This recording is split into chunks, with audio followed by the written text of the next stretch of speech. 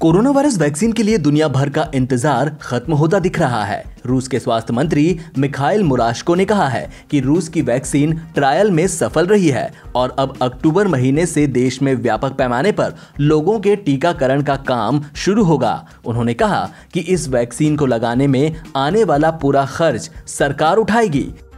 वहीं उप स्वास्थ्य मंत्री ओलेग ग्रिदनेव ने कहा है कि रूस 12 अगस्त को दुनिया की पहली कोरोना वायरस वैक्सीन को रजिस्टर कराएगा। ग्रिदनेव ने उफा शहर में कहा कि इस समय वैक्सीन का तीसरा चरण चल रहा है। यह परीक्षण बेहद महत्वपूर्ण है। हमें यह समझना होगा कि यह वैक्सीन सुरक्षित हो। मेडिकल प्रोफेशनल और वरिष्ठ नागरिकों में सबसे पहले कोरोना वायरस का टीका लगाया जाएगा। मंत्री ने कहा कि इस वैक्सीन की प्रभावशीलता तब आंकी जाएगी जब देश की जनसंख्या के अंदर रोग प्रतिरोधक क्षमता विकसित हो जाएगी। इससे पहले रूस ने कहा था कि उसकी corona virus vaccine clinical trial में 100% सफल रही है। इस वैक्सीन को रूस के रक्षा मंत्रालय और गमलेया नेशनल इंस्टीट्यूट फॉर रिसर्च ने तैयार की है।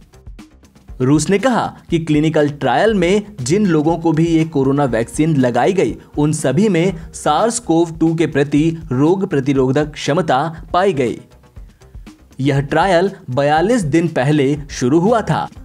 उस समय वॉलंटियर्स को मॉस्को के बुरदेंको सैन्य अस्पताल में कोरोना वैक्सीन लगाई गई थी। ये लोग सोमवार को दोबारा अस्पताल आए और उनकी सघन जांच की गई। इस दौरान पाया गया कि सभी लोगों में कोरोना वायरस के प्रति रोग प्रतिरोधक क्षमता पैदा हुई है। इस जांच के परिणाम सामने आने के बाद सरकार ने रूसी वैक्सीन की काफी तारीफ की है। देश में कोरोना वायरस की रफ्तार लगातार तेज होती जा रही है। पिछले 9 दिनों से लगातार 50,000 से ज्यादा नए मामले सामने आ रहे हैं। पिछले 24 घंटे के भीतर पहली बार कोविड-19 के 60,000 से ज्यादा मामले सामने आने के साथ ही शुक्रवार को देश में संक्रमण के कुल मामलों की संख्या 20 लाख को पार कर गई।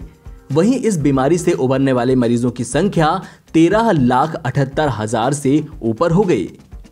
केंद्रीय स्वास्थ्य मंत्रालय ने ये जानकारी दी। महज 2 दिन पहले ही कोरोना वायरस के मामलों का आंकड़ा 19 लाख के पार पहुंचा था। देश में कोविड-19 के मामलों को 1 लाख तक पहुंचने में 110 दिन का वक्त लगा था और 59 दिन में यह आंकड़ा 10 लाख के पार चला गया। इसके बाद संक्रमण के मामलों को 20 लाख का आंकड़ा पार करने में महज 21 दिन का वक्त लगा। यह लगातार 9वां दिन है जब कोविड-19 के एक दिन में 50,000 से ज्यादा मामले सामने आए हैं। बीते 24 घंटे में जिन 886 लोगों की मौतें हुई हैं, उनमें से 316 महाराष्ट्र से, 110 की तमिलनाडु में, 93 की कर्नाटक में, 72 की आंध्र प्रदेश में, 61 की उत्तर प्रदेश में, 56 की पश्चिम बंगाल में, 27 की गुजरात में, 26 की पंजाब में, 17 की मध्य प्रदेश में, 15 की दिल्ली में और 12 लोगों की मौत राजस्थान और तेलंगाना में हुई है।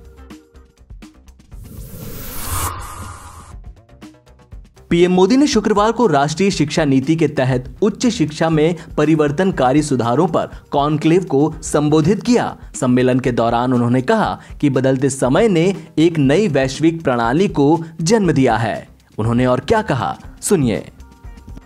बदलते समय के साथ एक नई विश्व व्यवस्था, एक नए रंग रूप और व्यवस्थाओं में बदलाव, एक नई विश्व व्यवस्था खड़ी हो रही है। एक नया ग्लोबल स्टैंडर्ड भी तय हो रहा है। इसके हिसाब से भारत का एजुकेशन सिस्टम खुद में बदलाव करे, ये भी किया जाना बहुत जरूरी था। स्कूल करिकुलम के 10+2 स्ट्रक्चर से आगे बढ़कर अब 5+3+3+4 करिकुलम का स्ट्रक्चर देना इसी दिशा में एक कदम है। हमें अपने स्टूडेंट्स को ग्लोबल सिटीजन भी बनाना है और इसका भी ध्यान रखना है कि वे ग्लोबल सिटीजन तो बने, लेकिन साथ साथ अपनी जड़ों से भी जुड़े रहें।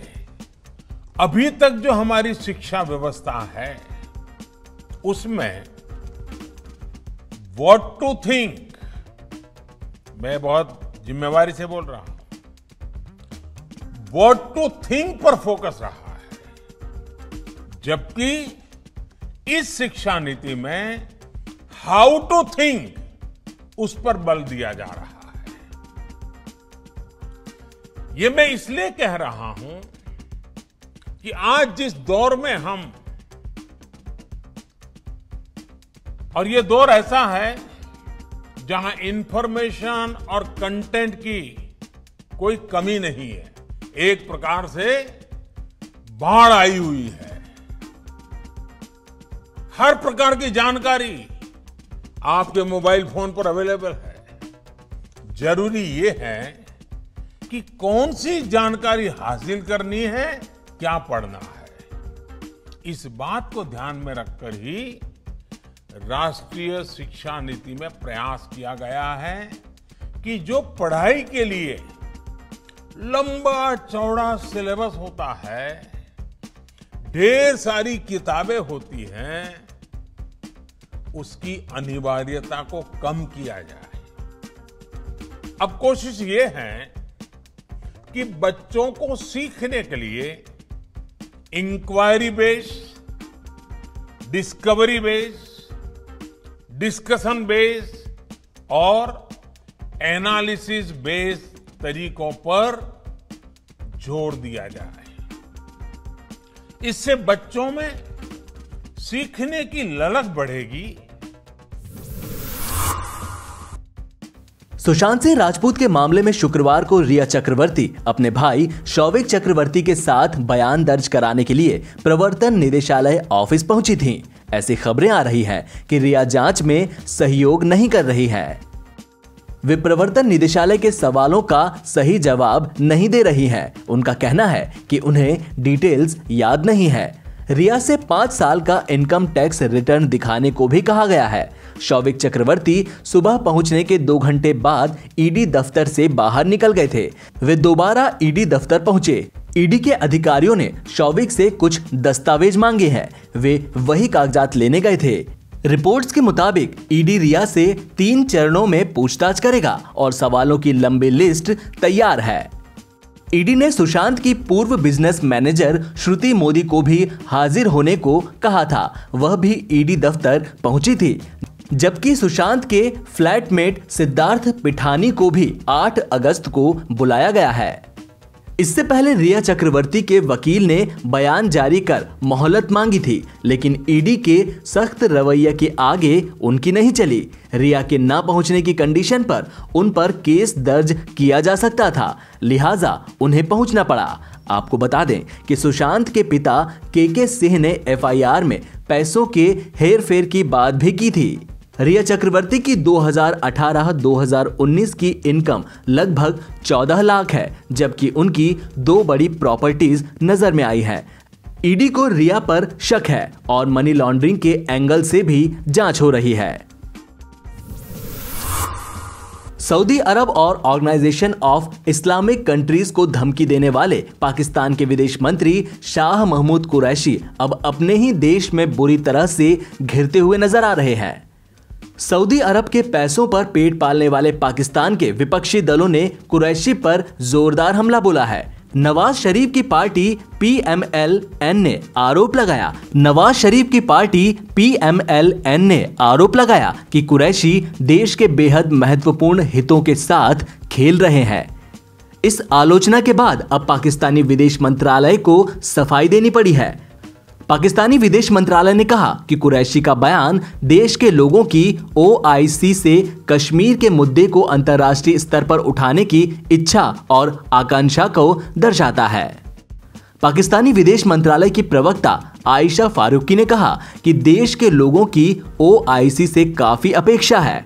वे चाहते हैं कि OIC कश्मीर के मुद्दे को दुनिया भर में उठाए। उन्होंने कहा कि इस संबंध में हमारा प्रयास आगे भी जारी रहेगा। फारूकी ने दावा किया कि पाकिस्तान OIC का संस्थापक सदस्य है और उसका OIC के सदस्य देशों के साथ दोस्ताना संबंध है। सऊदी अरब के साथ संबंधों पर फारूकी ने कहा कि दोनों देशों का ऐतिहासिक संबंध रहा है। उन्होंने कहा कि पाकिस्तान के लोग 2 पवित्र मस्जिदों के संरक्षक सऊदी शाह का बहुत सम्मान करते हैं। इससे पहले पाकिस्तान की विपक्षी पार्टी मुस्लिम लीग नवाज ने सऊदी अरब को धमकी देने के मामले में कुरैशी को घेरा था।